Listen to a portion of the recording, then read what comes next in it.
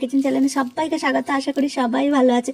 আজ আমি তোমাদের সঙ্গে শেয়ার করব তাহারি রান্না। প্রথমে আমি এখানে মাংসগুলোকে ছোট ছোট করে কেটে নিয়েছি, যা সবজি লাগবে সব সবজিগুলোকে কেটে ধুয়ে নিয়েছি। তারপরে এখানে প্রেসার কুকারে এখানে সাদা তেল দিয়েছি, একটা তেজপাতা, এলাচ ও ডালচিনি ও দুটো কাঁচা লঙ্কা, একটা আস্ত পেঁয়াজ কুচিয়ে, যখন পেঁয়াজটা বাদামি হয়েছে ছোট ছোট করে কেটে রাখা মাংসগুলো দিয়ে কষিয়ে তারপর টমেটো, আদা রসুনের পেস্ট, বিম, গাজর, ক্যাপসিকাম দিয়ে ভালো করে নাড়াচাড়া করে নুন, হলুদ, জিরে, মরিচ, ধনের গুঁড়ো দিয়ে তারপরে চাল ও ডালকে দিয়ে নাড়াচাড়া করে নিয়ে তারপরে